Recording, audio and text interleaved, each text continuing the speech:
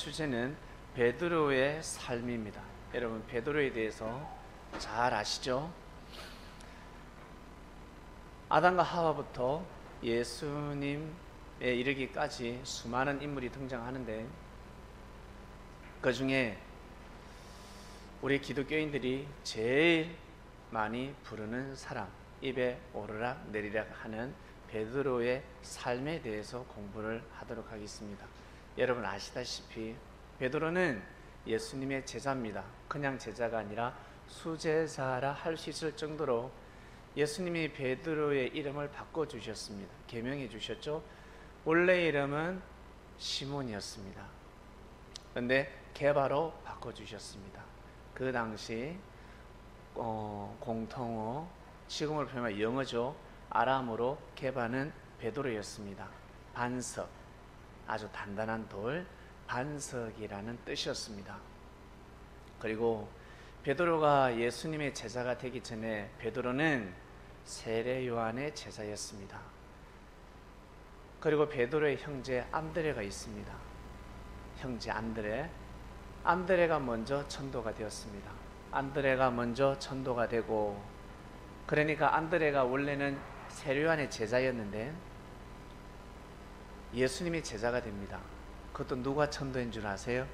세례 요한이가 직접 전도합니다. 오늘 제가 프린트물을 나눠줬으니까 그걸 가지고 보시고 또 집에 가셔서 참고하시길 바랍니다.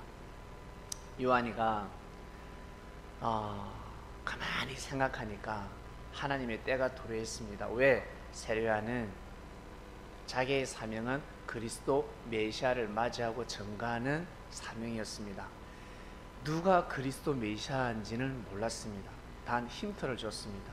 네가 요단강에서 세례를 베풀 때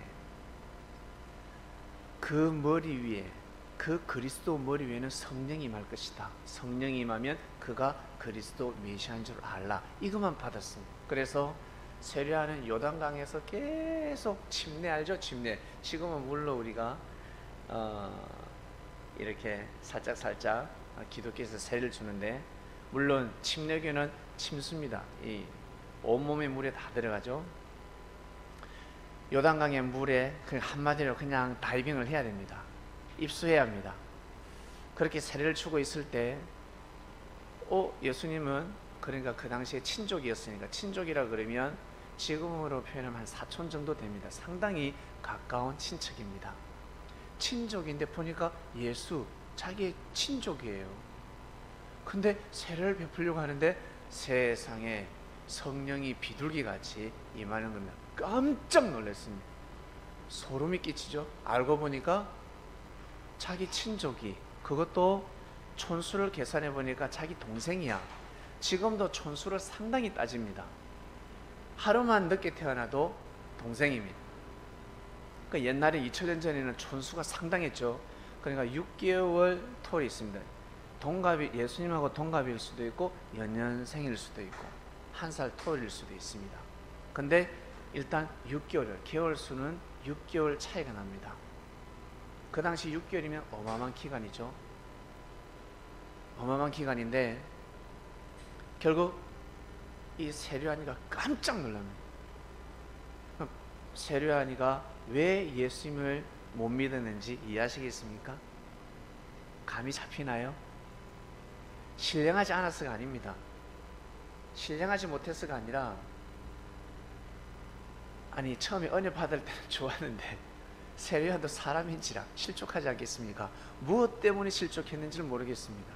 나중에 영계에 가서 한번 물어보시길 바랍니다. 세례 요한한테 정확하게 직접 듣는 게 낫지 않겠습니까? 일단 실족합니다. 처음에는 믿었습니다. 누구를? 예수님이 그리스도라는 것을 믿었습니다. 그래서 자기 따르는 무리에게 전가합니다. 저 건너편에서 뛰고 달리는 예수의 모습을 보고 어린 양이로다 했습니다. 비유로 썼습니다. 어린 양은 그 당시에 하늘 제사상에 올라가는 제물이었습니다. 한마디로 하나님의 보낸 자, 그리스도 메시아라는 뜻입니다. 저 제물을 통해서 하나님 앞에 나아간다. 저분을 통해서 하나님 앞에 나아간다라는 말씀을 한 겁니다. 그래서 안드레가 바로 쫓습니다. 예수님한테 가서, 예수님, 보니까 세류한 제자거든요. 그래, 우리 선생님이 가라에서 왔습니다. 우리 선생님께서 예수님을 전가하셨습니다. 안드레가 전도가 됩니다. 안드레가 직접 예수님의 말씀을 듣고 보니까 그리스도 메시아가 맞거든요. 그래서 바로 쫓아가서 베드로, 자기 형제 베드로에 가서, 베드로, 형인지 동생인지 모르겠어요. 제가 보기에는 동생일 것 같아. 그래서 베드로에게 가서, 베드로, 우리가 찾던 그리스도를 만났다. 메시아를 만났다. 그래? 누구? 예수. 저 예수. 누가 그래? 아니, 우리 선생님이 증거했어. 세례요한 선생님이 증거했잖아. 너도 들었잖아. 그가 바로 예수야. 지금 선생님이 엄밀하게 증거하고 계셔. 베드로가 예수님한테 갑니다. 예수님에 가서 설교를 들어보니까 기가 차거든요. 예수님이 베드로를 딱 보는 순간 뭐는 줄 아세요? 여러분들도 사람을 보지 않습니까? 우리 사업하시는 분들, 이 대화를 해보면 이놈이 사기꾼인지 사기꾼이 아닌지, 그리고 영업하시는 분들, 옷을 살 사람인지 살 사람이 아닌지, 투자할 사람인지 투자할 사람이 아닌지, 나중에 투자했다가 완전 뒤엎을 사람인지 아닌지 딱 보면 알아요. 남자가 여자를 보면 이게 꽃뱀인지 아닌지, 야신지 야시가 아닌지 딱 보면 압니다. 부모가 아들을 보면 이 아들은 커서 대성나무구나, 이 아이는 아니구나, 그걸 알면서도 부모는 투자를 하죠. 공부머리가 없는데 돈이 있으니까 계속 투자를 합니다. 아주 무지한 행동입니다. 차라리 그 돈을 가지고 그 아이가 원하는 건 다른 것을 해줘야 합니다. 근데 공부 최고 오죽겠으면 잠언이 나왔겠습니까? 행복은 성적순이 아니잖아요 라는 지혜의 말씀, 잠언이 툭 튀어나와 버렸습니다. 그게 누구 입에서? 학생들 입에서 나오는 겁니다. 부모님이 공부하니까. 그래서 부모는 자녀를 잘 봐야 합니다. 그게 다른 말로 달란트인데, 자녀가 공부머리가 없어요. 근데 애가 자꾸 뭘 만들고 운동을 하고 노래를 불러요. 그러면 그걸 길러줘야 합니다. 먼저는 노래를 부르게 하고 나가서 작곡도 할 수 있도록 만들어주고, 그 학원비 대신해서 그렇게 해주면 이 아이는 공부를 하게 되어 있습니다. 얘야, 네가 축구 선수가 되려면, 네가 미술 선생이 되려면 반드시 학업을 해야 된다. 공부를 해야, 이것이 뒷받침이 되어야, 이것이 뿌리야. 뿌리가 깊은 나무, 뿌리 깊은 나무가 되어야 나무가 열매가 신실하단다. 네가 하고 싶은 축구를 잘할 수가 있어. 너 영어도 하고 중국어도 하고 너 불란서도 해봐. 너는 세계적인 스타가 되는 거야. 부모가 충분히 리드해 줄 수 있는데 아예 앞길을 막죠. 자, 예수님은 그리스도 메시아였습니다. 우리가 봐도 사람을 볼 줄 아는데 예수님이 보지 못하셨을까? 딱 보니까 예수님이 찾는 제자였습니다. 예수님은 복음을 전하러 오셨죠. 복음을 전하시기 전에 10년, 20년, 30년을 사셨습니다. 이 땅이 어떠한 땅인지, 유대인들이 어떠한 사상과 정신을 가지고 있는지 너무너무 잘 알고 있었습니다. 결국 예수님은 자신이 십자가의 길을 걸어가지 않고서는 이 복음을 전할 길이 없다는 것을 예수는 미리 알고 계셨어요. 내가 죽음의 길을 가겠구나. 왜? 유대인들이 너무 악하니까. 너무너무 악합니다. 원래 예수님은 돌아가시는 게 예정이 아니지만, 예수님 저 십자가에 못 박혀 돌아가신 게 하나님의 예정은 아닙니다. 그러나 하나님의 뜻이었습니다. 예정하고 뜻하고 다릅니다. 잘 구분하시길 바랍니다. 하나님의 예정은 아닌데 하나님의 뜻을 이루기 위해서는 저 길을 걸어가셔야 합니다. 예수님이 몸을 내어주지 않으면 하나님의 뜻을 이룰 수가 없었습니다. 그래서 구약에 보면 예수님의 십자가가 예정되어 있다고 하는데, 그건 예정이 아니라, 구약에 기록되어 있는 예정의 말씀이 아니라, 그 시대 사람들이 항상 선지자를 핍박하고 악평하고 선지자를 힐문하고 대적하고 죽이니까 그러지 말라는 겁니다. 너희들 선지자를 대적하지 말라. 너희들 그렇게 하다 보면 나중에 그리스도 메시아도 대적하게 되고 죽인다라는 말씀입니다. 너희들 그딴 식으로 신앙생활 하면 넌 나중에 죽는 거야. 결국 어때요? 선지자를 통해서 이스라엘 백성들은 피가 바뀌지 않았습니다. 사상과 정신이 바뀌지 않았습니다. 결국 예수님을 십자가에 못 박습니다. 예수님은 알고 계셨습니다. 내가 이 길을 걸어가지 않으면 하나님의 뜻을 펼칠 수 없다는 것을 예수님은 이미 감을 잡으셨습니다. 그리고 나서 빨리 제자를 세워야 하는 겁니다. 빨리 제자를 세워야 합니다. 빨리 세워야 합니다. 왜? 예수님이 언제 죽을 줄 모르니까. 그래서 계속 피해 다니십니다. 돌을 던지면 또 피하고. 왜? 잡히면 큰일 나니까. 사람이 여러분 이런 게 있어요. 얼마나 악하냐면 도둑질 하다가 도둑은 쫓아내라는 말이 있습니다. 아세요? 도둑은 잡지 말고 쫓아내라고 합니다. 남자들이 많을 때는 도둑을 잡을 수 있지만 집에 여성이 있을 때는 도둑을 반드시 쫓아내야 합니다. 그 도둑을 잡으려고 하다가 자기가 죽는 거예요. 이 도둑이 내 들켰구나, 자수 미안해 그러지 않습니다. 바로 강도로 돌변합니다. 죽여버리는 겁니다. 자기 죄가 드러났기 때문에. 이해하시겠습니까? 그래서 예수님을 돌을 던지고 이들이 악행을 저지른 그 올무에 딱 잡히게 되면 이들은 예수님을 그냥 죽여버리는 거죠. 그래서 예수님은 그 때를 계속 피해 다니십니다. 아직 내 때가 되지 않았다는 거죠. 그 예수님의 때가 언제쯤일까? 예수님의 때가 언제쯤일까? 여러분 한번 생각해 보세요. 우리 부모님들, 나 이제 죽을 때가 됐어. 내가 병에 걸렸습니다. 언제 눈을 감을 수 있습니까? 내가 낳은 자식이 자립할 때, 좀 욕심을 내면 결혼할 때, 아니면 손자 보고 죽고 싶다는 거예요.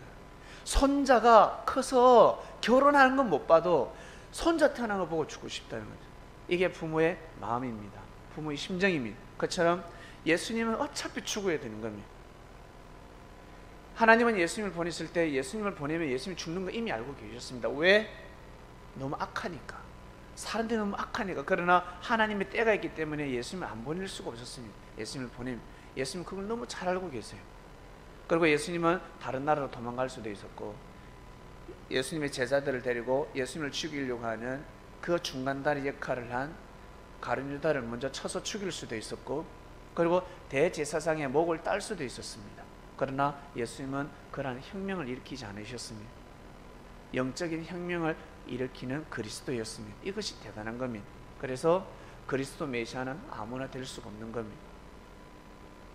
절대 사람은, 이 인성적인 사람은 절대 그 자리에 갈 수가 없습니다. 오직 그래서 그리스도 메시아는 한 분이라고 합니다. 예수님 한 분으로 족한 겁니다. 결국 예수님은 자기 때를 아직 때가 아니라는 거죠. 왜? 제자들이 서야 하니까. 적어도 한 명이 서고 2명, 3명, 몇 명까지 서야 될 것 같아요? 12명까지는 서야 되는 겁니다. 100명, 200명, 300명, 5병이의 역사가 일어나도 거기에서 진짜 신실한 최소 12명은 왜 12명이 상징적인 숫자일까? 이스라엘에 12지파가 있었기 때문에. 이스라엘 12지파가 있었기 때문에 반드시 12명, 최소 12명은 서줘야 되는 것입니다. 그 중에 첫 번째, 한 명이 기준을 잡으면 그 기준자를 통해서 이제 어때요? 서게 되는 것입니다. 그 한 명을 뽑아야 되는 겁니다. 그 한 명이 누구였다? 바로 예수님 보시기에는 베드로였다. 이미 세례요한이가 전초해서 전도를 해서 보냈습니다. 그리고 신앙생활을 마음과 뜻과 목숨을 내서 하는 자였습니다. 그리고 베드로를 볼 때 성격이, 성정이 바위 같은 자였습니다. 단단한 돌이었습니다. 한마디로 의리를 끝까지 목숨을 걸고 지키는 자. 한번 약속하면, 한번 의리를 지키면 절대 넘어지지 않는 자. 딱 보면 보이는 거죠. 그래서 베드로라는 이름을 줬습니다. 그런데 베드로라는 이름을 받고 베드로가 바로 따랐을까 안 따랐을까? 따르지 않습니다. 베드로가 예수님을 바로 따르지 못했습니다. 안 따랐습니다. 못 따랐습니다. 그런데 어떤 일이 있냐면, 게네사렛 호수에서 베드로가 고기를 잡고 있을 때 예수님이 저 베드로를 세워야 하는데, 오늘은 예수님이 작정하시고 그 호수에 설교를 하러 가십니다. 배가 2개가 있는데 한 배를 오릅니다. 그 배가 누구 거다? 베드로 배다. 베드로야, 네 배 좀 빌리자. 예 선생님. 부끄럽죠. 좀 쪽팔리지. 왜? 이름까지 바꿔줬는데, 이름도 아주 좋은 이름을 바꿔줬는데 따라야 하는데 따르지 못한 겁니다.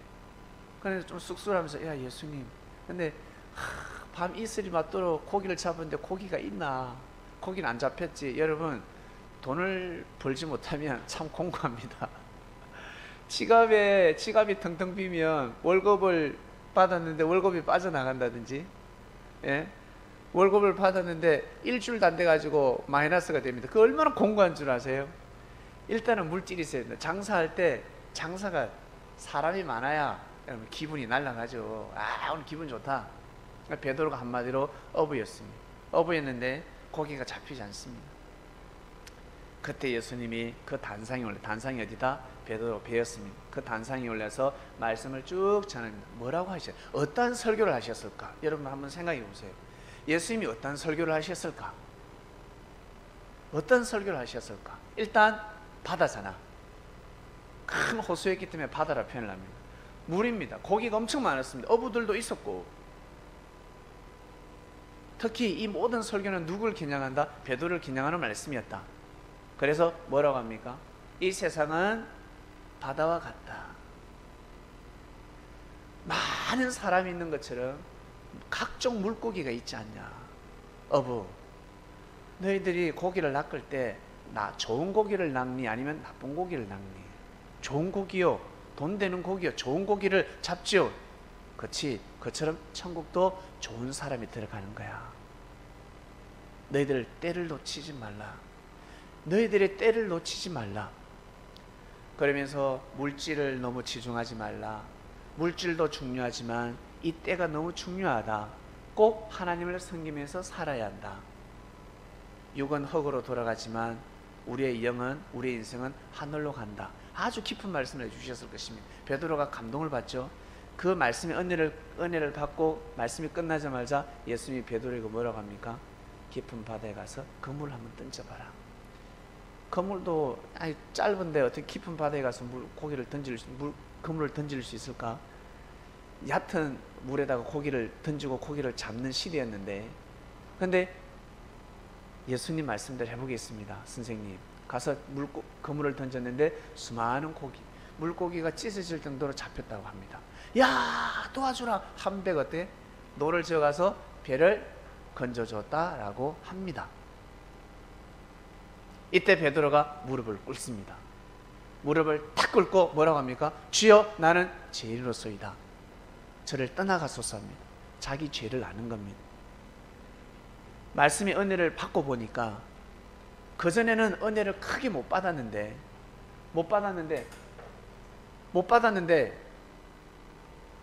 자기가 잘 되고 나가 예수님 말씀을 듣고 이제 경제 축복을 받았단 말이지. 경제 축복 받으니까 바로 무릎을 꿇습니다. 여러분, 신앙생활 하시다가 경제 축복 딱 받았을 때 하나님 앞에 무릎 꿇지 않습니까? 바로 꿇습니다. 그리고 막 말씀의 은혜가 차고 넘칩니다. 막 눈물이 나고, 역시 살아계신 하나님. 경제 축복을 받으면 바로 무릎을 꿇습니다. 경제 축복 받지 않을 때는 무릎이 꿇을 듯 말 듯 안 돼. 잘 안 되는 거죠. 설마 이 잔이 이제 넘치기 전입니다. 잔이 채워져야 하는데, 근데 은혜가 왔습니다. 무슨 은혜? 경제 축복이 와버렸습니다. 주여, 그때 예수님이 베드로에게 나를 따르라. 이제부터는 네가 사람을 낚는 어부가 되게 하리라. 이 말씀을 잘 기억하시기 바랍니다. 너는 지금까지는 진짜 어부였지만 이제부터는 사람을 낚는 어부가 되도록 하라. 나를 따르라. 알겠니? 그러니까 베드로가 배를 버리고 예수님을 따랐다라고 성경 기록하고 있습니다. 배를 버렸다고 하니까 휴지 버리듯이 이거 픽 버리는 게 아닙니다. 그 당시에 배를 가졌다 그러면 상당한 뭐랄까 큰 부자는 아니라도 중간쯤 부자가 됩니다. 현금이 돌고 있었습니다. 베드로가 미천한 자가 아니었습니다. 베드로가 지금도 배가 가지고 있으면 저 어부 쪽에서 어디죠? 저 바닷가 쪽에서는 배를 가지고 있으면 잘 사는 축에 속합니다. 그러니까 2000년 전에 배를 가지고 있었다는 것은 베드로는 상당히 현금을 돌리고 있었습니다. 경제의 능력을 가지고 있었습니다. 결국 베드로가 마음을 정합니다. 배를 버렸다는 것은 지금까지는 우리 장모님, 그리고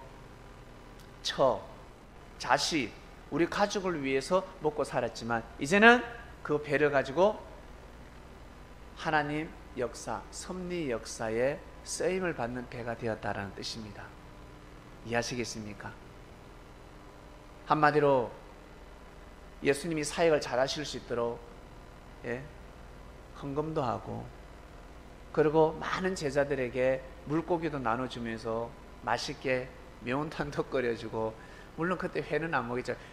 베드로가 회도 차차차차차 치고, 그리고 매운탕도 끓여주고, 베드로가 이 물고기로 예수님의 역사를 뒷받침했습니다. 그걸 다른 말로 배를 버렸다라고 하는 겁니다. 자기 것이 아니라는 거죠. 이 배는 누구 것이다? 하늘 것이다. 하나님 것이다. 하나님 보낸 자를 뒷받침하는 하나님 것이다 라는 뜻입니다. 결국 베드로는 예수님을 뒷받침합니다. 예수님을 돕고 예수님 척근에서 말씀을 많이 배웁니다. 그러다 한 번은 베드로는요 절대적입니다. 예수님 이래라 그러면 이러고 저러면 저러고 그러고, 하나를 가르치면 둘을 깨우치고 열을 날고 아주 똑똑한 자였습니다. 그러다 한 번은 성전세를 거두는 자가 왔을 때, 야, 너 선생 성전 사용할 때 있잖아, 돈 내, 반세겔 내고 니도 반세겔 내. 이랬을 때 예수님 베드로는 항상 예수님을 의논하기 때문에, 선생님 세금 거두러 왔습니다. 이걸 어떻게 해야 됩니까? 그렇지, 성전의 주인은 낸데 임금이 아들한테 세금 안 거두는 것처럼 이 성전의 주인은 하나님이고 나는 하나님 아들인데 내가 어떻게 성전세를 낼 수가 있겠냐. 그렇지만 저 무지한 자들이 오해하기 때문에 성전세를 내도록 하라. 그럴까요? 그렇지만 그 성전세를 너 바다에 가서 낚시를 던져봐라. 오르는 물고기가 그 돈을 가지고 올라올 것이다 라고 했습니다. 여러분 바로 깨달지 않습니까? 우리 바로 깨달습니다. 왜? 예수님이 분명히 베드로에게 그랬잖아. 이제는 사람을 낚는 어부가 되게 하리라 했습니다. 예수님 비유로 말씀하셨습니다. 그러니까 베드로에게 가서 낚시를 던지라는 것은 진짜 낚시가 아니라 나가서 전도하라는 뜻입니다. 네가 가서 만나봐라. 네가 나의 제자가 되면서 섭리의 경제가 부하게 된 것처럼 반드시 그러한 자가 있다. 네가 나가면 준비된 자가 있으니 그에게 복음을 전하라 라는 뜻이었습니다. 믿습니까? 이러한 역사가 이루어졌고, 그리고 시간이 지나면서 이제 때가 되면 예수님은 십자가가, 죽음이 예수님 눈앞에 서서히 다가오고 있었습니다. 그래서 제자들에게 가르칩니다. 얘야, 내가 만약 죽거들라 너희들 이 복음을 잘 전하에.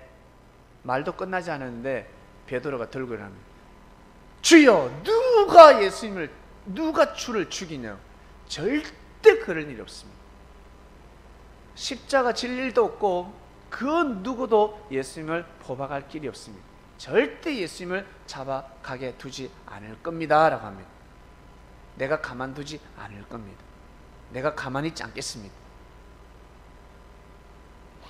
그러니까 예수님이 보시기에는 아이가 그래 같이 죽자 하시겠습니까?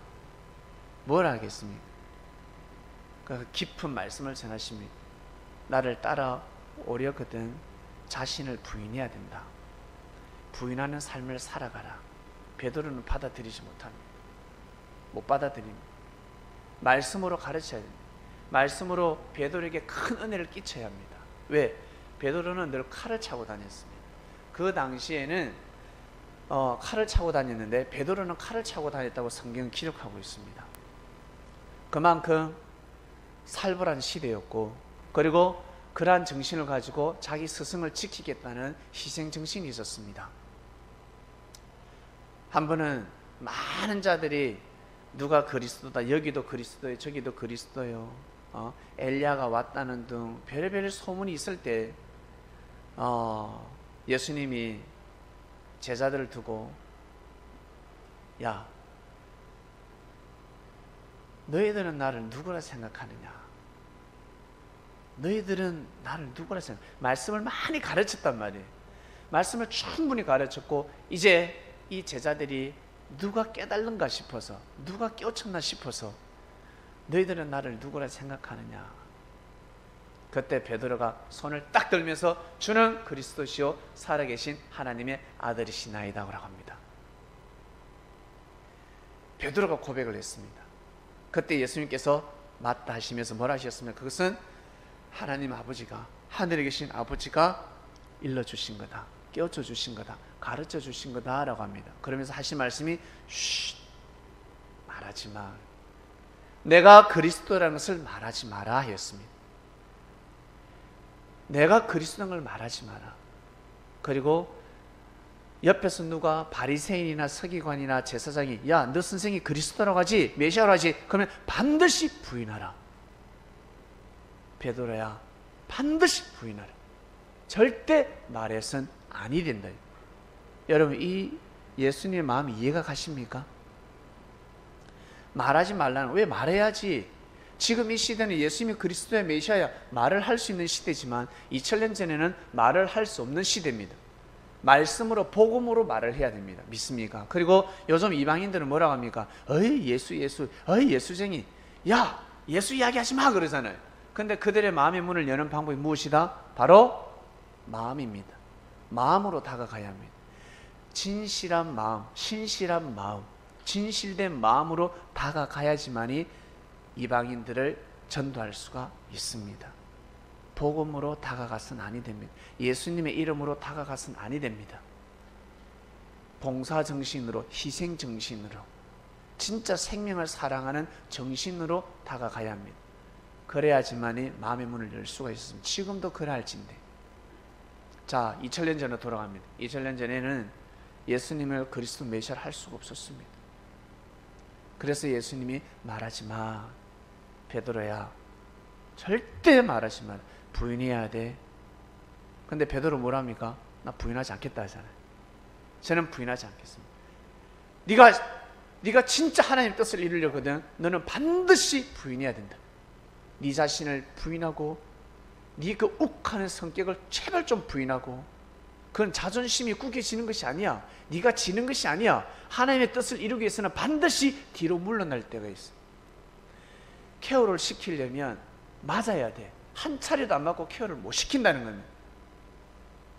싸워서 이기려면 반드시 맞아야 되는 겁니다. 맞는 법부터 배워야 되는 겁니다. 이것이 바로 다른 말로 연단입니다. 연단을 받아야 이길 수가 있는 겁니다. 그래야 비바람과 싸워서 이길 수가 있는 겁니다. 그래서 베드로에게 예수님이 가르치고 또 가르치고 또 가르치고 또 가르치고 계속해서 가르치십니다. 그러던 어느 날 베드로와, 그리고 베드로를 비롯한 제자들, 그리고 누구? 예수님, 겟세마네 동산에서 기도를 하고 있을 때 누가 온다? 대제사장이 보낸 군사들이 옵니다. 그리고 천부장도 예수님을 잡으러 왔습니다. 그들이 반항을 하면 그 자리에서 다 죽여라라는 작전명을 가지고 왔습니다. 그냥 다 죽는 겁니다. 예수님이 이미 알고 계셨습니다. 여기가 무덤이 될 거라고. 그러나 살려야 되니까. 예수님은 제자들을 살려야 됩니다. 예수님은 제자들을 반드시 살려야 합니다. 살릴 수 있는 방법이 무엇일까? 예수님이 제자들을 살릴 수 있는 방법이 무엇일까?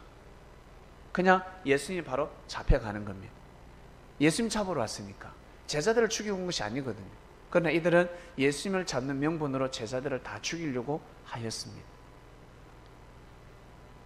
그때 가룟유다가 나타나서 예수님한테 볼에다가 딱 뺨에다가 입을 맞추지 않습니까?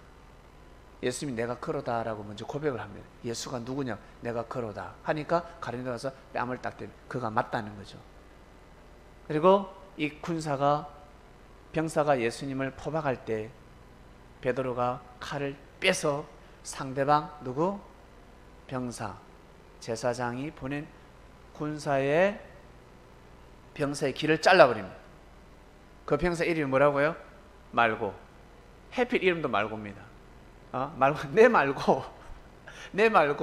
내 말고 잘랐으면 좋겠는데 이 말고 이름을 가진 자가 귀가 잘리는 거죠. 내 말고. 결국 베드로가 말고의 길을 잘라버립니다. 그러니 어떻게 됐을까? 과연 어떻게 될까? 정당방위 아닙니까? 완전히 예수님의 제자들이 다 죽을 수밖에 없는, 베드로가 죽을 수밖에 없는 명분을 준 거예요. 있을 수 없는 일이 벌어진 겁니다. 예수님한테는 청천벽력 같은 일, 얼마나 놀랐을까? 그때 예수님이 먼저 치잖아요. 베드로가 야! 베드로야! 하면서 예수님이 베드로를 심판합니다. 겟세마네 동산이 떠나갈 정도로 소리를 지릅니다. 칼을 들면 칼로 망한다 하지 않았냐? 사단아 물러가라부터 시작해서 내가 언제 너에게 그렇게 가르쳤냐? 무릎 꿇어! 어디 칼을 드냐? 예수님은 그 베드로를 살려야 되는 거예요. 예수님은 한 분으로 족하다는 거예요. 근데 베드로도 지금 잡혀가서 죽기 일부 직전입니다. 아니 잡혀가지 않고 그 자리에서 죽을 수밖에 없는 상황입니다. 여러분 그 상황을 한번 그려보세요. 나중에 영화를 내고 싶습니다. 이 상황을 한번 그려보세요. 지금 네? 누가 이거 요즘 웹툰 유행한다면 많아. 나 이거 이 하나님의 역사를 웹툰 누가 좀 했으면 좋겠어. 신과 함께 뭐 웹툰 한다면서요. 살벌한 일이 지금 상황이 벌어졌습니다. 살 수가 없습니다. 살 수가. 살 길이 없습니다. 그때 예수님이 몸을 내어주면서 눈물을 흘리며 천부장에게 이 아이는 살려달라는 거예요. 이 아이는 살려달라. 내가 갈 테니까, 내가 잡혀갈 테니까 살려달라라고 합니다. 결국 천부장이가 놓아주라. 저 예수만 잡아들여. 제자들 다 도망갔습니다. 제자들 다 도망가고 예수님이 잡혀갔습니다. 이것이 바로 지난 역사입니다. 지난 역사. 자, 마지막 재미나는 이야기하고 끝내겠습니다. 많이 피곤하시죠? 네, 피곤하실 겁니다. 자, 조금만 참아보세요. 아주 귀한 말씀이 나갑니다. 2000년 만에 처음으로 뭐라고 표현해나 베드로를 명예회복시키는 말씀입니다. 여러분 우리 이 세상에 교주들이 많죠. 메시아들이 많죠. 재림주가 많죠.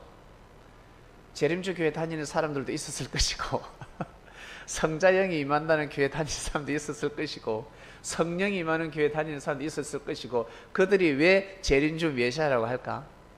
왜 자칭 재림주라고 하니까 사람들이 다 믿을까요? 말씀을 하니까, 성경을 푸니까. 내가 성경을 푼다, 하나님의 말씀을 받는다, 내가 예수님한테 말씀을 받아, 나 재림주야, 나 예수님을 대신해서 왔어, 내가 메시아야, 그리스도야 라는 간판을 걸고 있습니다. 이 말씀을 알면 그들은 그리스도 메시아가 아닌 사실이 드러납니다. 이걸 알고 가시길 바랍니다. 이걸 꼭 아셔야 됩니다. 왜? 우리 옛날에 전쟁하면 칼과 칼의 싸움이잖아요. 칼싸움 하지 않습니까? 칼이 좋아야 됩니다. 칼이 정말 좋아야 합니다. 진검이 나야 합니다. 나무 칼을 가지고 진검을 이길 수가 없었습니다. 지금 전부 다 진검을 가지고 판을 치고 있습니다. 그 말씀을 가지고 그 말씀을 대적해서 이길 수 있는 것은 그보다 더 뛰어난 강한 말씀이 필요한 겁니다. 그 말씀을 드릴 테니까 잘 가져가시길 바랍니다. 옛날에 한 마을에 랍비가 등장합니다. 의원입니다. 의원. 그 의원의 이름은 그냥 선생님입니다. 다들 선생님이라고 합니다. 이름을 안 가르쳐 주니까. 이름을 가르쳐 주지 않습니다. 이 의원이 와서 사람들을 치료하기 시작합니다. 마을 어귀에 있는 집을 방문했는데 할머니가 허리 디스크 걸려가지고 허리를 필 수가 없습니다. 어떤 처방을 가도 안 되더라는 겁니다. 근데 이 의원이 딱 어떻게 할머니 하면서 허리에 침 한 방 딱 놓으니까 할머니가 허리를 딱 피더라는 겁니다. 신기하게 낫더라는 거죠. 그리고 머리가 두통이 있는 자들, 머리에다가 침을 딱 놓으니까 또 낫고, 어떤 사람은 구안화사, 입이 돌아갔는데 침을 놓으니까 또 낫게 되고, 아니 신기하게 사람들이 낫기 시작하는 겁니다. 근데 의료비가 싸다. 의료비가 너무 싼 겁니다. 제사장한테 가서 침을 맞았는데 10,000원 달라고 하는데 침 한 방에 이 랍비는 1,000원을 달라 하는 거예요. 근데 또 나 돈이 없어요. 선생님 돈이 없어요. 그래? 그러면 나중에 월급 타서 갚아. 월급 타서 갚는 사람도 있고 안 갚아도 야, 너 왜 돈 안 갚는데? 라고 따지지 않습니다. 이 랍비가 참 희한한 랍비가 온 거죠. 그러면서 사람들에게 의술, 병을 치료하기 시작합니다. 그래서 나도 제자 되고 싶다. 나 제자 되고 싶다고 나한테 의술을 가르쳐 달라. 선생님 제가 의술을 가르쳐 주세요. 의술을 가르쳐 주세요. 근데 선생님은 의술을 가르쳐 주지 않습니다. 뭘 가르쳐 준다? 생명을 사랑하는 법을 가르쳐 줍니다. 봉사정신, 희생정신을 가르쳐 줍니다. 저 할머니 가서 너 기저귀 갈아줘. 아, 치매 걸린 할머니, 저 똥을 어떻게 받아냅니까? 추운 겨울에 야, 저 산 너머에 가서 반드시 저 산을 넘어가야 돼. 산을 넘어가면 우물이 있는데 거기에서 물을 떠다와. 반드시 얼음을 깨고 그 물을 가져와야 돼. 어떤 제자는 진짜 거기까지 가서 물을 깨부수고 오는데 어떤 제자는 거기까지 힘드니까 마을에 있는 우물가에서 물통에 물을 담아오기도 합니다. 근데 그 중에 한 제자가 있는데 이 한 제자가 이름이 베드로입니다. 이 베드로는 무식할 정도로 이 랍비가 시키는 짓을 다 합니다. 같이 따라가자 그러면 따라가고, 내 수발 들으면 수발 들고. 왜? 아주 큰 은혜를 받았습니다. 자기가 죽을 뻔했는데, 죽을 병에 걸렸는데 이 랍비가 자기를 살려줬습니다. 자기의 불치병은 낫을 수 없다고 생각했는데 랍비가 자기의 병을 침을 넣고 그 다음에 뜸을 떠면서 몸이 다 회복된 겁니다. 그러니까 나는 랍비를 위해서 살아야 되겠다. 나는 우리 선생님을 모시고 살아야지. 선생님을 모셔야 되겠다. 그러한 정신으로 살아가고 있습니다. 물신양면으로 선생님과 함께하고 있습니다. 선생님 하면서. 그때 이 랍비가 항상 제자들을 모아두고 얘들아, 의술을 배우기 전에 먼저 사람이 되도록 하라. 이 의술의 핵심이 무엇이냐? 병을 고치는 거야. 병을 고쳐야죠. 그래, 병을 고쳐야지. 병을 고치는 걸 떠나서 이 병은 생명을 살리는 일이야. 생명이 살고 죽고 하는 일이기 때문에 생명을 사랑하지 않으면 이 의술을 전수받을 수 없다. 반드시 생명을 사랑해야 된다. 알겠니? 목소리 엄청 큽니다. 제자들이 전부 다 그럽니다. 그러니까 세상에 이 랍비에게 치료받으려고 이 마을뿐만 아니라 세상에 유대 전역에 이 랍비가 이름이 소문이 나기 시작합니다. 제사장들이 긴장하기 시작합니다. 자기들에게 오는 환자들이 지금 랍비한테 가고 있습니다. 어디서 굴러온 돌이 박힌 돌을 빼내려고 하고 있습니다. 바리새인들 의원들에게도 손님이 끊어지고 있고 제사장 의원들에게도 손님이 끊어지고 있습니다. 이 랍비한테 손님들이 줄을 이어서 서고 있습니다. 많은 사람들이 랍비에게 진맥을 받고 싶고 탄약을 다려 먹고 싶고. 왜? 값이 싸니까. 그리고 치료를 너무 잘해요. 치료를. 그때 한 번은 이 랍비가 제자들을 모아두고 얘들아, 이제부터 내가 의술을 하나하나 가르쳐 줄 테니까 잘 들으라. 이미 너희들은 의술을 많이 배웠다. 우리 가르친 거 없는데요? 난 분명히 가르쳐 줬어. 이 의술의 효력을 발휘하려면 반드시 생명을 사랑해야 된다. 반드시 정성을 들여라. 생명을 사랑하는 마음으로 이 의술을 펼쳐야 돼. 돈을 보고 펼치면 절대 안 된다. 그러한 자는 나의 제자가 될 수가 없다. 근데 그 중에 제일 총명 같은 제자가 있는데 누구다? 베드로가 눈에 띄는 겁니다. 베드로가 눈에 띄기 시작합니다.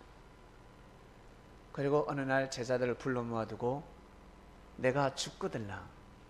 근데 제자들 볼 때는 지금 랍비가 선생님이 너무 젊거든, 창창하단 말이에요. 자기들하고 나이가 연배가 비슷해. 근데 죽는다고 표현해요. 절대 죽지 않습니다. 무슨 말씀을 그리 하십니까? 내가 저 제사장들, 바리새인들, 저 의원들, 의료법에 의해서 내가 구속될 수도 있고 내가 죽을 수도 있다. 절대 구속될 수 없습니다. 절대 선생님을 못 잡아가게 할 거겠습니다. 절대 못 잡아갑니다. 제가 가만두지 않을 겁니다. 그러면서 베드로는 항상 칼을 차고 다닙니다. 나는 선생님을 지킬 겁니다. 오기만 오면 물고기 아가미를 따듯이 제가 확 아가미를 따버릴 겁니다. 가만두지 않을 겁니다. 목을 따버릴 겁니다. 왜? 베드로는 전직 어부였기 때문에 가만두지 않겠다는 거죠. 근데 이 랍비가 볼 때는 어떻습니까? 큰일입니다. 베드로가 죽으면 안 되잖아요. 베드로가 죽으면 안 된다는 거죠. 천재성은 살아야 되는데 왜? 목에 칼이 들어와도 저 베드로는 부인하지 않을 놈이고 작전명을 수행한다.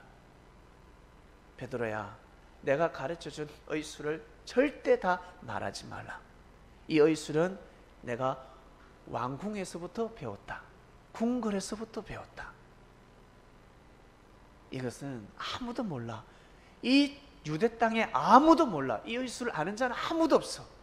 근데 이 의술은 땅끝까지 갈 것이야. 땅끝까지 가야 돼. 지구촌의 수많은 사람들을 살릴 수 있는 의술이다 라고 합니다. 그러니 내가 이 십자가의 길을 가야 되듯이 너도 네 십자가의 길을 가야 된다. 그때 베드로가 뭐라고 합니까? 선생님, 선생님이 죽으면 나는 따라 죽겠습니다. 나 살 가치가 없다는 거예요. 선생님이 죽으면 나도 따라 죽겠습니다. 안 된다는 거예요. 사단아 물러가라까지 합니다. 사단아 물러가라. 어떻게 네가 하나님의 뜻을 네가 모르고 나하고 같이 죽으려고 하느냐. 안 된다라고 합니다. 여러분, 독립하세요? 독립군들. 독립군들이 독립을 위해서 그 암호 작전명이 있습니다. 임무를 수행해야 됩니다. 걸어가는데 야, 네 독립군이지 하면 예 하는 사람이 있습니까? 없습니까? 철저하게 부인합니다. 무슨 소리 하냐는, 무슨 독립은 무슨 독립. 철저히 부인하지 않으면 독립할 수 없는 시대였습니다.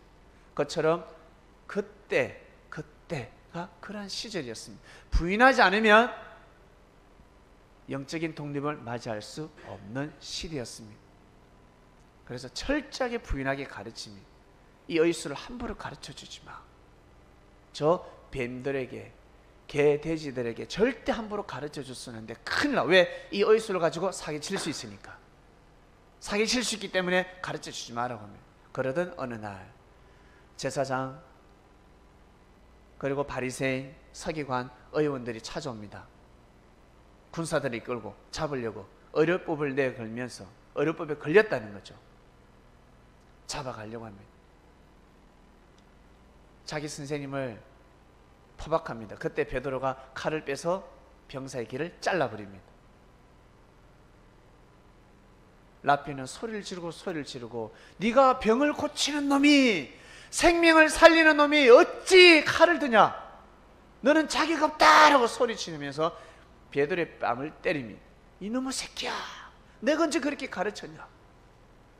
어떻게 생명 앞에 생명을 네가 칼로 대적할 수 있냐? 생명을 살리는 놈이, 의원이 될 놈이 어떻게 칼을 들 수가 있냐? 라고 선생님은 소리를 지르고 랍비는 소리를 지릅니다. 그리고 이 아이는 죄가 없으니 나를 잡아가라. 나 잡으러 오지 않았냐? 이 아이들은 잘 모른다는 거예요. 날 잡아가면 되지 않냐? 결국 랍비를 잡아갑니다. 랍비를 잡아가서 랍비를 포박하고 잡아가서 그 병원 뜰에서 고문을 합니다. 고문을 하고 또 고문을 하고 맞아 죽게 생겼습니다. 다 도망갔습니다. 제자들이 다 도망갔는데 누가? 베드로라는 제자가 그 안까지 들어갑니다. 그 고문 장면까지, 그 장소까지 들어갑니다. 대단하죠? 이 베드로라는 제자는 진짜 대단합니다. 눈물을 흘리면서 그 자리에 함께합니다. 선생님의 그 피 흘리는 소리가 으아 으아 아야 아야 으아 으아 하는 신음소리가 계속 들립니다. 베드로는 미치는 칼을 뽑을 수 있고 가서 자기가 죽으면 죽으리라 완전히 칼을 휘두를 수 있었는데, 베드로는 자기 선생님이 잡혀가면서 베드로를 봤거든요. 따라오지 마. 베드로야, 따라오지 마라. 내가 너에게 가르친 그 의술을 펼쳐라. 이들에게 죽으면 개죽음이야. 알겠니? 내가 부인하라고 하지 않았냐. 따라오면 안 돼. 생명을 살리는 게 중요한 거야. 나하고 같이 죽는 것이 중요한 게 아니고, 내가 지금 십자가의 길을 걸어가는데 나하고 십자가의 길을 걸어가는 것이 중요한 것이 아니고, 생명을 살리는 게 중요한 거야. 이 의술을 가지고 땅끝까지 가야 된다. 병든 자들을 고쳐라. 병든 자들을 고치고 이 의술을 전파해라. 다 도둑놈들이 많다는 거예요. 다 도둑놈들이 차고 넘친다는 거예요. 이 의술을 가지고 도둑질하는 자들이 있다는 거예요. 그래서는 아니돼. 네가 가서 혁명을 일으켜야 돼. 하나님이 함께 하실 것이야. 많은 사람들이 함께 하실 것이야. 알겠니? 병들어서 살고자 하는 자들, 인생을 진짜 살고자 하는 자들, 정말 남은 살아보겠다는 자들, 의료 봉사 무료로 가르쳐줘라. 무료로 낫게 해줘라. 알겠니? 꼭 그 의술을 펼쳐야 돼. 그리고 따라오지 마. 그 눈빛을 기억하는 겁니다. 이 베드로가. 그러면서 깨달습니다. 아, 부인하라고 했지. 내가 선생님은 최고의 의술가라고, 진짜 세상에서 최고의 의술가라고. 그랬을 때 선생님이 그 말 하지 마라고 했다는 거죠. 그 말 하지 마. 그걸 부인해야 돼. 그 말 하면 안 돼. 그게 생각이 나면서 그럴 때 모닥불에 앉아 있는데 비자들이 와가지고, 한마디로 여자 종들입니다. 와서 너 저 선생의 너 제자 아니냐라고 합니다. 아니, 나 제자 아닌데. 아니야. 야, 어제 너 같이 침 놓는 거 봤는데. 아, 침 맞으러 갔어. 그리고 한번 배워보려고 했는데 보니까 아니더라. 아유, 구라야. 가짜 의사야. 아니었어. 나도 그거 싫어. 내가 진짜 제자면 오겠어. 다 도망갔는데 내가 여 들어오겠니? 내가 죽으려고 내가 미쳤니? 내가 짱구니? 여 들어오게? 두 번째, 세 번째 묻습니다. 너 그 제자가 맞지? 제자가 맞지? 너 의술 배웠지? 맞지? 아니다는 거야. 의술을 배웠는데 아니더라는 거야. 아니더라는 거야. 결국 베드로는 3번 부인합니다. 나는 저 선생의 제자가 아니라고 3번 부인합니다. 베드로가 살기 위해서 겁이 많아서 부인했습니까? 아니요. 베드로가 겁이 많아서 부인한 것이 아니라 목숨 걸고 자기가 살아서 이 의술을 펼치기 위해서 부인한 겁니다. 믿습니까? 겁이 많아서 부인한 것이 아닙니다. 예수님이 항상 부인하라 했습니다. 말하지 마라. 내가 그리스도라는 걸 말하지 마라. 말하지 마라. 부인해야 돼. 말하지 마라. 평소에 예수님은 베드로를 계속 가르치셨습니다. 성령께서 너를 통해서 역사하실 것이다. 왜? 세상에는 전부 다 환자들이기 때문에. 건강하다고 교만 부리고 억지 부린 자들, 그들에게는 치료해 주지 마. 가르쳐 주지 마. 진짜 병자들이 있을 것이다. 인생을 잘 살고 싶어하는 자들이 있을 것이고, 새로운 삶을 출발하고 싶은 자들이 있을 것이다. 그들에게 이 의술을 주도록 하라. 이 말씀을 주도록 하라. 복음을 전하도록 하라. 율법이라는 말씀을 가르쳐 주도록 하라. 장세보다 감추어 주신 비밀을 내가 너희한테 다 가르쳐 줬으니 가르쳐 주도록 하라. 그러한 삶을 살도록 하라. 베드로는 예수님의 진정한 복음, 진정한 마음을 알게 됩니다. 베드로는 생각이 깊어집니다. 눈물을 흘리면서 뛰쳐나오죠. 자기 선생님은 죽어가는데, 자기 스승은 지금 고문받다가 지금 죽을 수도 있는데, 눈물을 흘리면서 뛰쳐나옵니다. 뛰쳐나오면서 베드로는 다짐합니다. 내가 우리 선생님이 가르쳐준 이 복음을 내가 땅끝까지 전하리라. 내가 죽을 때까지 이 복음을 전하리라. 내가 지금 너희들한테는 부인하지만 나는 너희들에게 무릎 꿇지 않았다. 내가 이 복음을 전하고 말리라. 베드로가 그러한 성기도를 하면서 자신의 삶을 출발합니다. 이것이 바로 베드로의 삶입니다. 베드로가 3번 부인한 것은 겁이 많아서 부인한 것이 아닙니다. 믿습니까? 성경을 정확하게 아셔야 합니다. 겁이 많아서 부인한 것이 아니라 반드시 3번 부인해야 된다 했습니다. 예수님이 예언을 해버리니 너는 반드시 3번 부인한다. 부인하지 않으면 살 수 없었습니다. 예수님, 베드로하고 예수님하고 같이 죽어서는 아니 됩니다. 여러분 죽을 때 자식들이 와가지고 아빠 저 아빠하고 같이 죽을 거예요. 엄마하고 같이 죽을 거예요. 같이 죽자 할 겁니까? 그래 이리 온 같이 죽자 하더라. 네가 나를 사랑하는구나. 같이 죽자 할 겁니까? 예? 죽자 할 거예요? 아니라는 거죠. 이 아빠가 펼치지 못한 꿈을 너는 펼치면서 살아. 야야, 이 가정을 위해서 이 가문을 너는 반드시 일으켜야 돼. 알았지? 아버지가 어느 게 통장에 돈이 있어. 너를 위해서 아버지가 7천만 원을 예금해놨다. 적금이고 내가 죽으면 보험금까지 나와. 그걸 가지고 너는 인생을 새롭게 출발해라. 그러지 않겠습니까? 예수님이 베드로에게 그렇게 말씀을 전한 겁니다. 같이 죽어서는 아니 되는 겁니다. 베드로가 어떤 자인데? 여러분, 윤봉길도 그 길을 갔습니다. 안중근도 그 길을 갔습니다. 유관순도 그 길을 갔습니다. 근데 역사의 제자가, 수제자가, 섭리의 수제자가 부인한다, 그건 말이 안 되는 겁니다. 비유로 기록되어 있는 겁니다. 베드로가 3번 부인했다. 비유로 딱 인봉되어 있는 겁니다.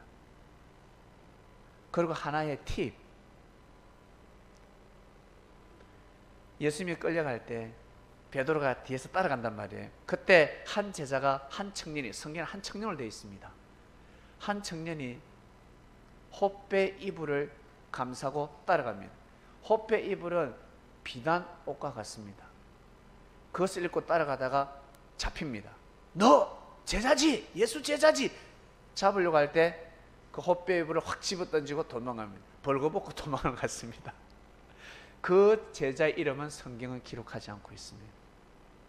겟세마네 동산에서 예수님이 잡혀갈 때 도망간 제자들의 이름은 기록하지 않고 있습니다. 누구만이 부인했다고 기록되어 있다? 베드로만이 3번 부인했다고 성경은 기록하고 있습니다. 그 부인이 겁이 많아서 부인한 것이 아니라 제자들은 베드로에게 고개를 숙일 수밖에 없는 그 말씀입니다. 그 누구 다 도망갔는데 베드로는 도망가지 않고 예수님이 고문 받는 곳까지 들어가서 끝까지 들어가서 예수님이 살리려고 끝까지 그곳에 들어갑니다. 결국 마지막 최후의 선택, 부인을 합니다. 부인하고 자신의 길을 걸어갑니다. 이것이 바로 지난 사도의 삶이었습니다. 대단하지 않습니까? 여러분, 그래서 우리가 신앙생활을 할 때 부인할 것은 반드시 부인해야 됩니다. 자존심을 떠나서 생명을 사랑하는 마음을 가지고 생명을 살리고자 한다면 부인할 것은 반드시 부인해야 합니다. 지킬 것은 반드시 지켜야 되고 자를 것은 반드시 잘라야 되며, 예수님이 그리스도 메시아라는 것을 절대 믿는 베드로가 예수님 말씀을 절대 믿었듯이 말씀 앞에 순종하고 절대 믿을 때 성령의 역사가 일어날 것입니다. 기도하고 마치겠습니다. 하나님 아버지 감사합니다. 베드로 3번 부인하라는 말씀의 의미를 알게 되었습니다. 겁이 많아서 부인한 것이 아닙니다. 목숨 걸고 예수님을 지키고자 하였습니다. 모두 다 도망갈 때 베드로는 도망가지 아니하고 사자 속으로 들어갔습니다. 결국 모닥불 앞에서 3번 부인합니다. 예수님의 말씀이 생각이 났습니다. 부인하라. 부인하는 삶을 살도록 하라 베드로야. 저는 예수님하고 같이 죽을 겁니다 라고 했을 때 사단아 물러가라 했습니다. 그것은 사단의 생각이라 했습니다. 사단의 뜻을 이루지 말도록 하라. 살아남아야 됩니다. 살아서 이 복음을 전해야 됩니다. 네 때가 아니라는 것입니다. 네가 지금 십자가를 짊어질 때가 아니라는 것입니다. 사랑하는 하나님 아버지, 우리가 이 말씀을 새롭게 알게 되었습니다. 이 말씀을 새롭게 알고 새로운 삶을 살고자 하면 자신의 생각, 자신의 그 다짐, 잘못된 뭡니까? 그 섭리를 지키고자 그 용맹함, 용맹무상함, 그 담대함 아니라는 것입니다. 부인할 때는 부인해야 된다는 것입니다. 그래야 하나님의 역사를 지킬 수가 있습니다. 지금은 우리는 너무나 귀한 시대의 삶을 살아가고 있습니다. 이 시대를 잘 감당하는 그리스도인들 되게 하여 주시옵소서. 감사함을 드리며 이 모든 기도 사랑하는 우리의 주님이신 예수님의 이름으로 기도드립니다. 아멘. 아멘.